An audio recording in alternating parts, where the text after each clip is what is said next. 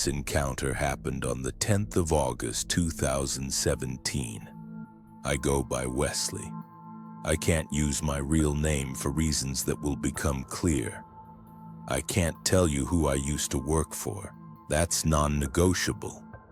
I did nearly 7 years with them, and I've got family still on the payroll.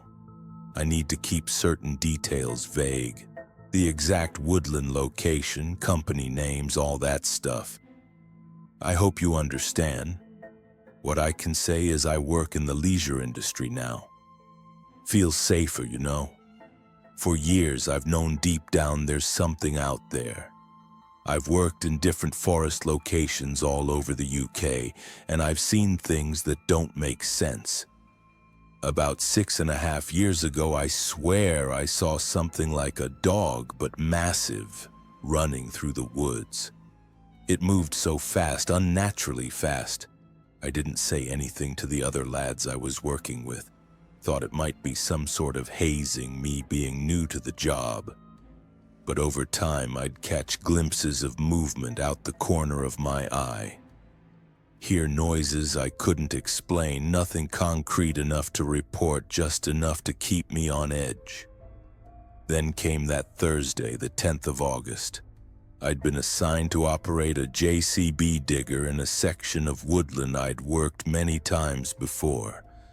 Nothing unusual about the job itself. As always, I left my van at the top of the lane and would normally walk about half a mile through part of the woods to reach the digger. That morning, I decided to take my dog with me, a cocker spaniel usually full of life and always wanting to play. But that day when we arrived, something was off. I grabbed my backpack, opened the passenger door, and called for him. He wouldn't budge. Found him crouched in the passenger footwell, which was weird. He loves running around in the woods. I kept calling, but he just pressed himself further into the space. "Come on, boy," I said, reaching in to grab his collar. He actually growled at me. My dog never growls. I managed to get his lead on and physically dragged him from the van. The whole way down the path, he kept pulling back, trying to return to the safety of the vehicle. About 1/4 mile in, he somehow slipped his lead and bolted back toward the van. "Bloody hell," I muttered, trudging back up the path. I found him underneath the van, shaking like a leaf. Not trembling, proper shaking. His eyes were wide, darting around at the tree line.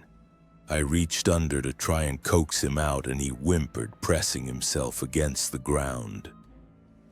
My parents only lived about 2 miles from this forest, so I called them to see if they could look after him for the day. Dad didn't ask questions when I dropped off a terrified dog, just raised an eyebrow. "He's acting weird," I said. "Probably just heard a fox or something." Back at the site, I tried to focus on the job. The morning sun filtered through the canopy, creating shifting patterns of light and shadow on the forest floor. Beautiful, if you weren't already on edge. I kept glancing over my shoulder as I walked to the digger. About 2 hours into the job, I decided to have a coffee break. Being alone that day meant I could set my own schedule. I just poured my coffee from the thermos when I heard it. A rushing sound like something large moving quickly through the undergrowth. I froze, cup halfway to my lips. "Hello?" I called out, thinking maybe one of the other lads had come down to help. No answer. I stayed silent, hoping to hear it again, but there was nothing except the normal forest sounds, birds, rustling leaves. After about 5 minutes of strain in my ears, I decided to get back to work. Probably just deer, I told myself. 10 minutes later, something hit the side window of the digger. Then again, like little pebbles hitting the glass. "What the hell?" I muttered. I shut off the engine and looked around. The forest had gone eerily quiet. No birds, no rustling, nothing. That's when I caught that smell, like dirty toilets, stale urine that makes your nose wrinkle, but stronger, more pungent. It filled the cab even though the windows were closed. And then I saw it. Standing at the edge of the clearing was something, large and upright, but it looked like a monkey. No, bigger than a monkey, man-sized at least, but not a man. Its proportions were all wrong. Arms too long, hanging down past its knees. Its head sat low between hunched shoulders, no real neck to speak of. I just froze. Couldn't move, couldn't think. This thing swayed from side to side, just looking at me. I couldn't make out its features clearly. It was partially obscured by branches, but I could feel its eyes on me. I don't know how long we stared at each other. Seconds, minutes. Time seemed to stop. I didn't know whether to shit myself or run. Probably would have done both if I could have moved. Then with deliberate slowness, it turned and walked away.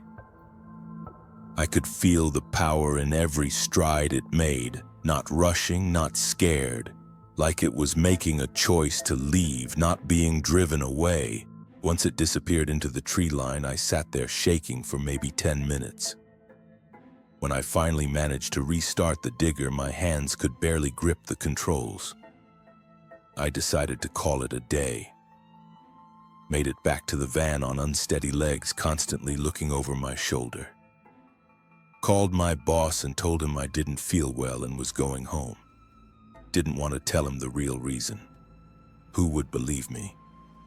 That's why I left the job in the end. Couldn't face going back to those woods, couldn't risk seeing that thing again. This has bothered me for years. I started doing research online, looking for similar experiences. The nightmares haven't stopped. Sometimes I wake up smelling that stench, that awful urine smell.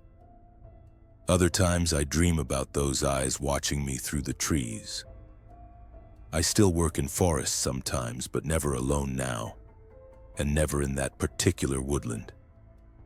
Some places I've come to believe aren't meant for us. There are parts of this country, old parts, where something else holds sway. I don't talk about this much.